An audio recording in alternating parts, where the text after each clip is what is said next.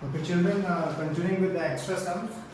Now, the first question which we'll see, the first question number 14. If n is an odd integer, then show that n square minus 1 is divisible by 8.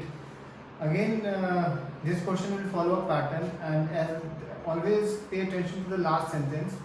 Is divisible by 8. So here B is, we will take 4 as usual, not 8, because if we take 8 then we will have 7 remainders, I have told you. So the first step is as usual the same. By Euclid's division lemma, let A be any positive integer and B equal to 4. Then of course you know the remainders will be 0, 1, 2 and 3.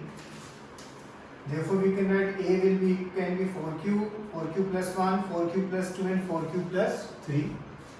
Now in this question he has written if n is an odd integer. Now out of these, obviously which ones will be odd? 4q plus 1 and 4q plus 3. So we'll write here, you write properly that as equation 2 or equation 4 is not divisible by 2, therefore these are odd. 4q plus 1 and 4q plus 3. Now of course, now we have to start the second part of the sum. Once we will substitute 4q plus 1 and see if it is divisible by 8, and then we will substitute 4q plus 3. So first I am substituting 4q plus 1 instead of n minus 1. So 16q square plus 8q plus 1 minus 1 plus 1 minus 1 gets cut. 16q square plus 8q, where you take 8 common, so 2q square plus q. So here we can see this equation is easily divisible by 8, therefore. Now similarly, now you have to substitute 4q plus 3. Okay, you will substitute 4q plus 3 here, minus 1, and see whether the term which you get, basically if you can take 8 common out of the terms, then you can say it is divisible by 8 as it is asked in the question. Okay, so this was question number 14. Now 15, 16 we have done. Now 17th question. 17th question is, for any positive integer n, prove that n cube minus n is divisible by 6.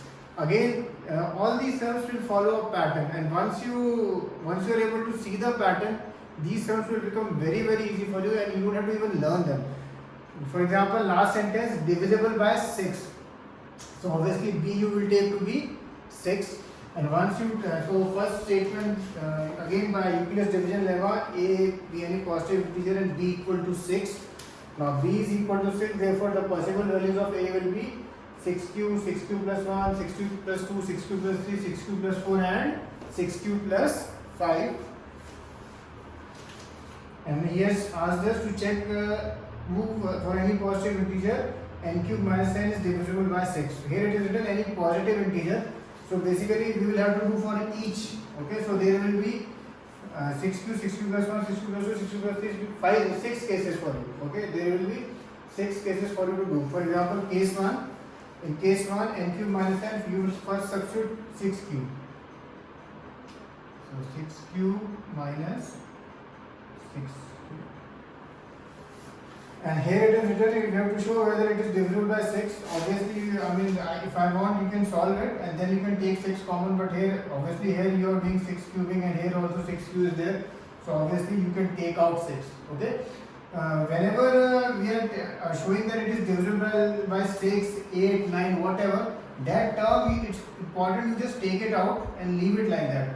Okay, and then just write as this is, for example, in this above sum it was divisible by 8. Similarly, in this sum you can take 6 common. For example, if in this step only if I take 6 common, then here it will be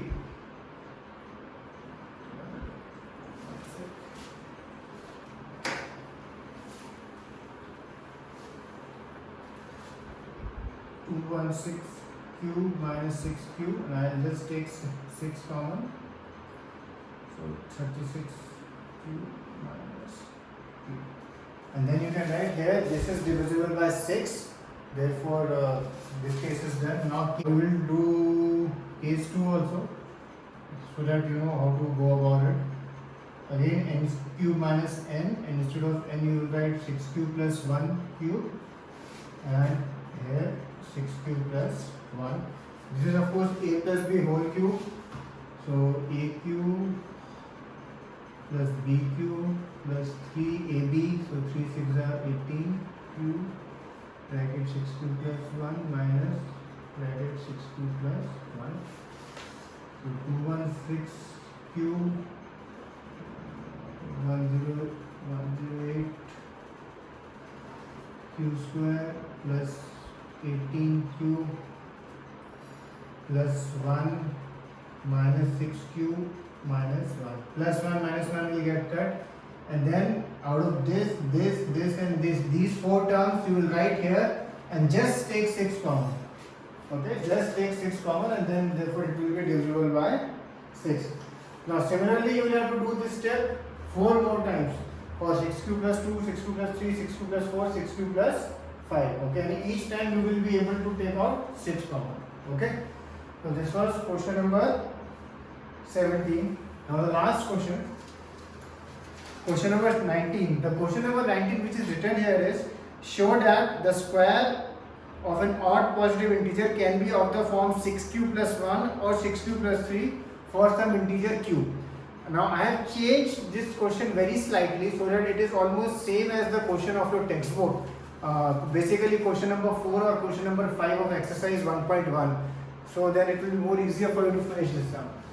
Show that the square of positive odd integer can be of the form of 6m plus 1 or 6m plus 3 for some integer m. So it is almost the same to that sum now of exercise 1.1. First step, of course, by Euclid's division lemma, a is equal to, let a be any positive integer and b equal to 6. So therefore you will get these 5 terms as usual. 6q, 6q plus 1, 6q plus 2, 6q plus 3, 6q plus 4, 6q plus 5. Now here he has asked us show that square of odd positive integers. So obviously here odd ones are 6q plus 1, 6q plus 3 and 6q plus 5. And now case 1 I will do for you and the others you can do on your own. So first you will do square of 6q plus 1. So when you do it,